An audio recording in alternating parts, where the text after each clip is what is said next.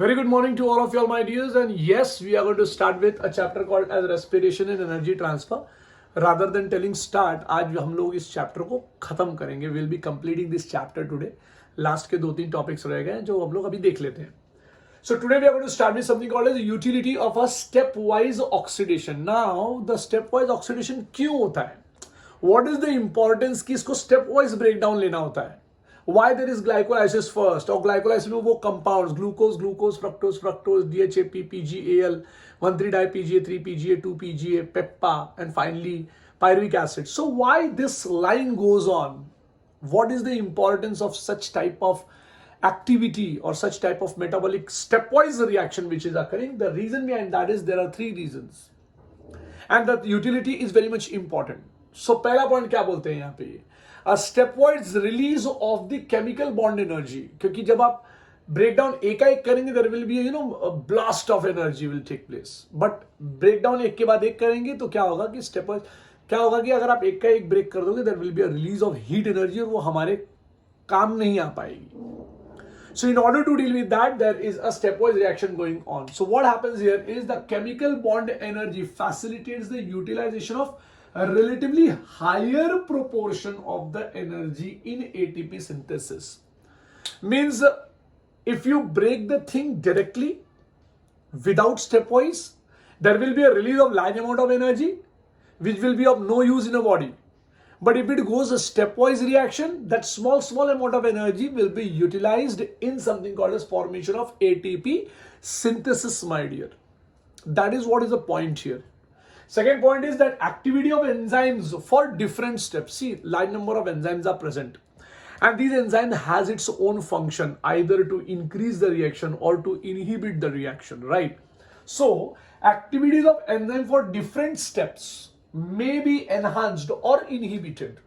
हर step में enzymes क्या कर सकता है, या तो एनहांस कर सकता है रिएक्शन को, या तो इनहिबिट कर सकता है, स्लो कर सकता है बाय स्पेसिफिक कंपाउंड्स. क्योंकि जब वो कंपाउंड रहेंगे तो ये एंजाइम उनके ऊपर एक्टिवेट करेगा ना. आप डायरेक्टली ग्लूकोज को जो है वो डायरेक्टली ब्रेक डाउन कर देंगे विदाउट एनी स्टेप, तो बीच में जो एंजाइम्स है जिसको रिएक्शन को फास्ट करना है, रिएक्शन को स्लो करना है, आपको उस मुताबिक अलग अलग टाइप के कंपाउंड्स फॉर्म करना है, वो पॉसिबल ही नहीं होगा क्योंकि आपने डायरेक्ट ब्रेक डाउन कर दिया. लेकिन अगर आप स्टेप वाइज जाते हैं तो अगर कहीं मेरे बॉडी में पायरुविक एसिड की जरूरत है, ज्यादा जरूरत है पायरुविक एसिड की, instead of converting into acetyl, pyruvic acid will be used in any other reaction. Acetyl coenzyme A, आप इमेजिन कीजिए acetyl coenzyme A has to enter into Krebs cycle. But if मेरे body में अगर मेरे को fats की जरूरत है तो acetyl coenzyme A will be used there rather than entering into Krebs cycle. लेकिन अगर मैं डायरेक्टली ग्लूकोज से डायरेक्टली जो है वो सक्सिनिक एसिड बना दूं या ऐसा कुछ करूं तो बीच में वो रिएक्शन को हैंडल नहीं कर पाएंगे वो. So the enzymes are the one who are playing very important role in each and every process. आपको ऐसा लगता होगा कि अरे अमित सर ने पढ़ाया कि ग्लूकोज से डायरेक्टली शुरू करो, ग्लूकोज फ्रक्टोज धप से गिरा, पागल बना, पागल 1,3-डाइपगा, 3-पगा, 2-पगा, पेप्पा पा, और पा के बाद एसिटिल कोएंजाइम ए, और फिर आपने पैशियो अल्फा एसएसएफएमओ ऑफ दैट क्रेब्स साइकिल. बेटा हर ये लाइन से नहीं जाता. बॉडी को जहां जिसकी जरूरत है, जिस कंपाउंड की, for example alpha ketoglutaric acid, अगर मैं अल्फा कीटोग्लूटारिक एसिड को देखूं तो it becomes a precursor of glutamic acid, my dear. Now can you imagine this glutamic acid is very much important. आपको 12th में पढ़ाया जाएगा this glutamic acid is very much important maintaining your RBC. अगर वो गड़बड़ हो गया तो वहां पे आपका सिकल सेल एनीमिया हो जाएगा आपको. सो ये छोटी छोटी बातें. अब alpha ketoglutaric acid will be acting as और will get converted into glutamic acid if required. जरूरी नहीं कि क्रेब्स साइकिल पूरा कंप्लीट किया जाए. So for that the utility is very much important. समझ में आया मेरे बच्चे? सो ये पॉइंट यहां पर वही दे रहे हैं कि this provides a means of controlling the rate of a pathway. Now, if my body does not require Krebs cycle, so the acetyl coenzyme A will be used in making something called as fats, fatty acids and glycerols, जो मेरे body में शायद ज्यादा important हो.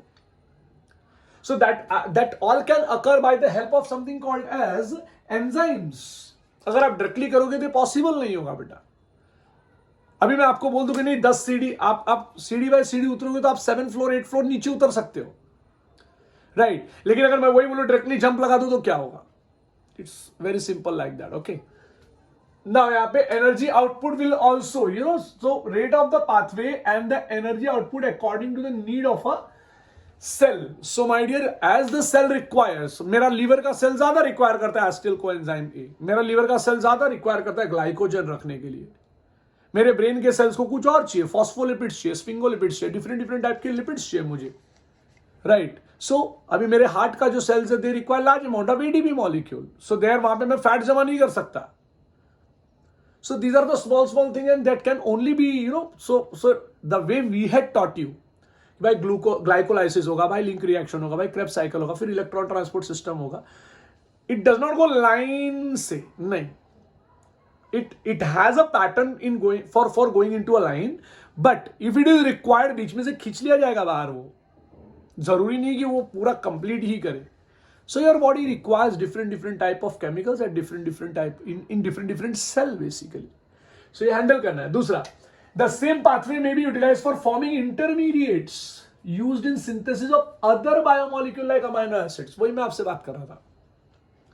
Aspartic acid का जरूरत पड़ गया, alpha keto glutaric acid will be converted to glutamic acid. So different type of amino acids can also be formed by this, right? Not only this, there is a point which is given in your book called as always remember, my dear. Now very simple सा logic है, मैं कुछ आपको 8 point जो है वो बताऊंगा, 8 point जरा ध्यान से सुनना। पहला, रिमूवल ऑफ हाइड्रोजन, मेरे बच्चों ध्यान से सुनो, removal of hydrogen from respiratory material, removal of hydrogen from respiratory material is the primary process of respiration. I mean taking oxygen is not primary, it's a removal of hydrogen. बहुत important point है। The fact that during respiration, my dear, oxygen, मेरी बात समझो, during respiration the oxygen is taken in and carbon dioxide is given out. It may give you a false impression that respiratory material directly unite with something called as oxygen. Oxygen से कोई भी compound नहीं unite होता है। Electron transport system में आपने देखा है, ऑक्सीजन से कंबाइन होते हैं something called as proton and electron, and then they form something called as what? Water, metabolic water. So the primary process of respiration consists of what? It's a removal of hydrogen from the respiratory material. ये primary process है। Primary process oxygen को लेना नहीं, primary process उस hydrogen को निकालना है। And the reaction in which hydrogen is removed are catalysed by enzymes called hydrogenases. शब्द याद रहे, बहुत सारे बच्चे हाइड्रोलेसिस लिख के आते, वो भी रॉन्ग है। हाइड्रोजिनेसिस भी मैं बोलता रॉन्ग है, वो होना चाहिए डिहाइड्रोजिनेसिस, क्योंकि आप किसी सबस्ट्रेट में से हाइड्रोजन को निकाल रहे हो। व्हेन यू सी ना, हमने पढ़ा था ना, पैशियो अल्फा SSFMO, ना ATP होना है तो इनमें फना। सो दिस NADH2 FADH2 ये NAD प्लस होते हैं। तो NAD विल टेक, ये सबस्ट्रेट ने हाइड्रोजन रिलीज किया, this hydrogen will be taken by NAD. So the reaction in which hydrogen is removed and catalyzed by enzymes, such type of enzymes are termed as dehydrogenases. And free hydrogen cannot exist in the cell. ये मेरा शब्द तो आप याद ही रखना। Free hydrogen कभी भी exist नहीं करेगा सेल के अंदर। So they have to be with what? They have to be with certain coenzymes. And who are these coenzymes who take hydrogen? It is NAD and FAD, my dear. So NAD becomes NADH2, FAD becomes FADH2, but NADH2 is termed as NADH plus H plus. So मेरा ये बात आपको याद रखना है, as soon as it is removed, I mean hydrogen is removed from respiratory material, it is picked up by substance known as acceptors. And who are that acceptors? मैंने अभी भी बताया, NAD and FAD. So they will take that, and in aerobic respiration में these hydrogen is ultimately handed over to oxygen, and that to nascent oxygen, half O2 लगता है बेटा। And this hydrogen H plus, ये electron, मतलब ये proton, hydrogen नहीं बोलूंगा, hydrogen ion बोलना चाहूंगा, हाइड्रोजन आयन, इलेक्ट्रॉन और ये हाफ O2 मॉलिक्यूल, ये सब आके जब जुड़ते हैं, हाफ O2 एटम जब आके जुड़ते हैं तो it gets into water. So ये बात रिमेंबर करने वाली कि primary process is to remove hydrogen from the substrate. Substrate will give hydrogen, NAD or FAD molecule will take hydrogen, NAD or FAD molecule will enter into ETS, electron transport system, and there the half O2 comes in a picture, and वो hydrogen is converted into protons and electrons, and then this proton electron finally they combine with oxygen atom. Molecule नहीं, atom, oxygen atom, oxygen atom half O2, proton and electron, ये सब के सब combine होते हैं and they get converted into something called as what, metabolic water. So याद रहे ये पॉइंट बहुत ज्यादा इंपॉर्टेंट था, इससे मैंने सोचा कि मैं आपको बता दूं। यहां पे ये पॉइंट आप देख सकते हैं यहां पे। अब मैं आपको बताने वाला हूं रेस्पिरेटरी कोशेंट, ठीक है। Now what is respiratory quotient, बहुत ही ज्यादा इंपॉर्टेंट है। नाउ रेस्पिरेटरी कोशेंट इतना ज्यादा इंपॉर्टेंट क्यों है, ऐसा क्या खास बात है रेस्पिरेटरी कोशेंट में। इमेजिन कीजिए कि आप जो एक बहुत बड़े फॉरेंसिक एक्सपर्ट हैं, ठीक है, और आपको एक लाश मिल गया या आपको एक बॉडी मिल गई जिसमें आपको ये पता चला कि किसी चीज का कोई पॉइजन दिया गया है। अब मान लेते हो सकता है वो पॉइजन फैट्स से रिलेटेड हो या फिर वो प्रोटीन, कोई प्रोटीन हो जो उस बॉडी का डेथ करा देता है। अब ये तो मैंने बहुत बड़े लेवल का बात कर दिया, ये आप फ्यूचर में पढ़ेंगे कि how forensic experts use this RQ, respiratory quotient. लेकिन मैं आपको रेस्पिरेटरी कोशेंट का डेफिनेशन बता देता हूं। It is the amount of, मेरे बच्चे याद रखना, बहुत इंपॉर्टेंट है। एरोबिक रेस्पिरेशन में respiratory quotient is defined as what, the ratio of, respiratory quotient लिख देता हूं पहले आपके लिए।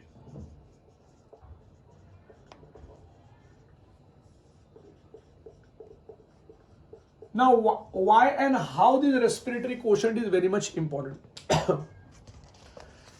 रेस्पिरेटरी क्वेश्चन का पहले डेफिनेशन पढ़ लेते हैं। RQ, respiratory question, is the ratio of volume of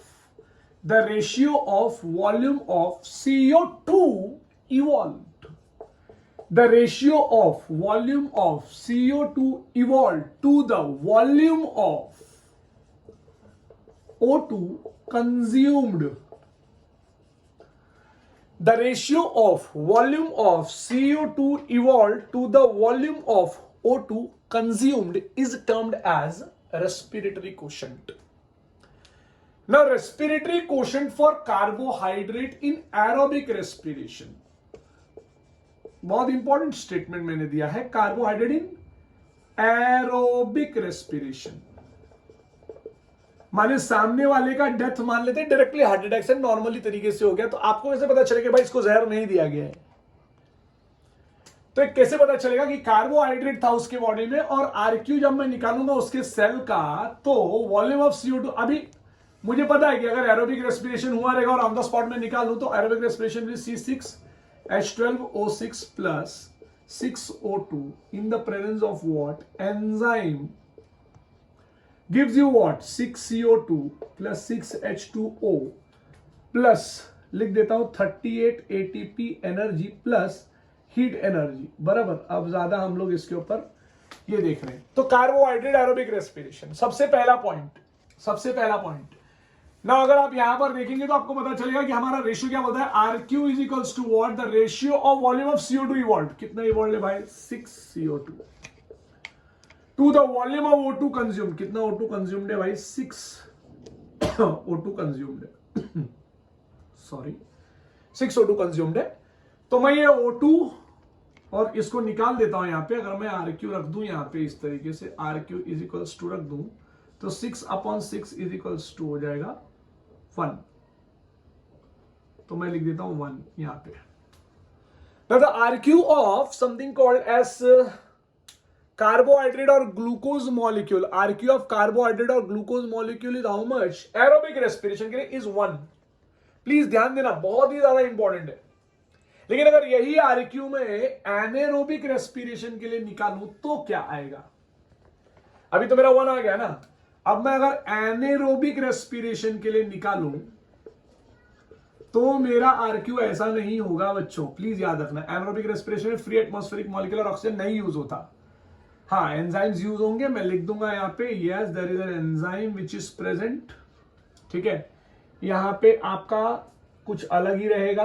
क्या अलग रहेगा मैं आपको बता दूं, it will B C2H5OH 2 molecule plus 2 molecule of CO2 plus 2 ATP plus heat energy. बच्चा लोग ये मैंने लिखा anaerobic respiration, ethyl alcohol form हो गया, ध्यान दीजिएगा, बहुत ज्यादा इंपॉर्टेंट पॉइंट है। अब यहां पे अगर आप कांड देखते हैं तो इधर हो गया 2CO2, ध्यान दीजिए, देखिए यहां पर, लेकिन ऑक्सीजन यहां पे फ्री एटमॉस्फेरिक मॉलिक्यूलर ऑक्सीजन है ही नहीं है, तो मुझे यहां लिखना होगा 0O2। अब आप भी जानते हैं, मैथ्स मेरे से अच्छा जानते होंगे, 2/0 is equals to what, it is infinity. So आप इस बात को समझ सकते हैं कि एनारोबिक रेस्पिरेशन में उसी ग्लूकोज या कार्बोहाइड्रेट का जो आरक्यू वैल्यू आएगा it will be infinity. Please ध्यान दीजिएगा। अब अगर मुझे कोई बोल दे कि नहीं अमित सर अभी ना आप मुझे आरक्यू ऑफ फैट्स बताइए, सामने वाले इंसान के बॉडी में फैट्स था और उसकी वजह से डेथ हुआ मान लेते हैं ऐसा, तो आरक्यू ऑफ फैट्स कैसे बताएंगे हम लोग, बहुत ही ज्यादा इंपॉर्टेंट है एंड इट्स वेरी फैक्चुअल बात कि आप मुझे प्रोटीन और फैट्स दोनों के बारे में पूछे। मैं आपको फैट का एक एग्जांपल ले लूंगा, ठीक है ना, ताकि आपको समझ में आए। There is an example called as tripalmitin. अच्छा, आरक्यू ऑफ फैट्स ले लेते हैं। ट्राइपामिटिन करके एक मॉलिक्यूल है जो आपके टेक्स्ट बुक में नहीं दिया है, C51H, याद रहे H98 and oxygen will be 6। ये ट्राइपामिटिन है मेरे बच्चे, ये एक तरह का फैट है जो आप खाते हैं। यहां पे मैं अगर देख लूं, इसको रख दूं तो आपका ऑक्सीजन 145O2 जाएगा एक बार, एक झटके में ऐसे। स्टेप वाइज रिएक्शन होगा, there will be release of 102CO2, अरे बाप रे, 102CO2 plus 98 molecules of water plus there will be energy. तो अगर आप फैट का ब्रेकडाउन देखिए, वापस हम वही फंडामेंटल लगाएंगे, वो फॉर्मूला लगाएंगे, RQ is equals to 102 carbon dioxide is released and 145 O2 was used। मैं अगर देख लूं इसको यहां पे तो मेरे को मिलेगा 102/145, इसको कैंसिल करूंगा तो आंसर आएगा 0.7। तो अगर 0.7 आ रहा है मेरा, तो मुझे ये पता चल गया कि भाई RQ of fat is always 0.7 मेरे बच्चों, ऑलवेज 0.7। ये इतना इंपॉर्टेंट बात है कि मैं आपको क्या बताऊं। Same happens with something called as proteins. तो प्रोटीन का तो मैं आपको बताने वाला नहीं हूं इस तरीके से, ये एक्स्ट्रा एक्सप्लेनेशन के, आपको इतना बता दो प्रोटीन का आएगा 0.9। अगर आपने कोई ऑर्गेनिक एसिड ले लिया जिसका ब्रेकडाउन करना है तो it will be more than 1। तो आपको मैंने 3-4 चीजें बता दी, अगर आप ध्यान से देखेंगे तो आपको पहला बात पता चलेगा कि ग्लूकोज मॉलिक्यूल या कार्बोहाइड्रेट का breakdown in aerobic respiration it will be always 1, anaerobic respiration में it will be infinity, fat में इट विल बी 0.7, ठीक है, एंड प्रोटीन में it will be 0.9 and organic acid में it will be always more than 1। जब आप NCERT की book या आप कोई नीट की बुक सॉल्व करेंगे तो उसके अंदर कुछ ऐसी चीजें आपके सामने आएंगी। आपके एनसीईआरटी के बुक का मैं बहुत आई एम तो लव विद दैट बुक, बहुत इंपॉर्टेंट चीजें दिया गया है उसके अंदर कि प्योर प्रोटीन और pure fats are never used as respiratory substrates. आप पेज नंबर 237 एनसीईआरटी के पेज नंबर 237 का लास्ट लाइन पढ़ेंगे, इट इज सो इंपॉर्टेंट कि मैक्सिमम टाइम बच्चे यहां पे गच्चा खा जाते हैं। सो प्योर प्रोटीन, सो आपको क्वेश्चन आएगा, Hemant takes pure protein, what will be pure protein and the utilization of pure protein is done in a metabolic reaction. How much amount of RQ will Hemant observe in the protein reaction? So the answer will be, अब आपके सामने आपको लगे यार protein बोला मतलब 0.9, right, ऐसा नहीं है। अगर प्योर प्रोटीन है तो it will not be 0.9, it will never, एक ऑप्शन और आएगा, never be used as respiratory substrate, it will never be used as respiratory substrate. बेटा ये बात आप याद रखना, इट्स वेरी मच इंपॉर्टेंट मेरे बच्चे, ओके। हाँ, तो क्या इंपॉर्टेंट बात और हमको रखना है यहाँ पे, तो ये चीज आपको समझ में आ गया रेस्पिरेटरी क्वेश्चन का। Now will be dealing with something called significance of respiration. पहला point, respiration provides what? Energy for biosynthesis of cellular materials such as carbohydrate, proteins, fats, lipids, vitamins, pigment. So respiration provides energy for biosynthesis. मेरी बात समझो, from biosynthesis नहीं, मतलब for biosynthesis of cellular material. एक plant के body में या एक मेरे बॉडी के अंदर lipid, vitamin, pigment, fats, protein, ये सारी चीजें बनने के लिए जो एनर्जी रिक्वायर्ड है वो एनर्जी आपको रेस्पिरेशन से मिलेगी। इस स्टेटमेंट का ये एक्सप्लेनेशन है। मैं ये बोल रहा हूं, अब इसी को हम लोग थोड़ा एक्टिव वॉइस में पढ़ते हैं। Certain cellular material like carbohydrate, protein, fats, lipids, vitamins, pigments, etc. can be made only when there is a presence of energy, and that energy will be produced by the help of respiration. Point number 2, respiration is also a source of energy for cell division, growth, repair and replacement of worn out parts of a cell or a body, for movement मतलब एक ही जगह पे रह के घूमना, plant करते हैं movement, and for locomotion. ये सारी चीजों के लिए जो energy required it can only come from something called as respiration. ये point number 3, various intermediate of Krebs cycles are used as building block मतलब proteins, building blocks for synthesis of other complex compound like alpha ketoglutarate acid.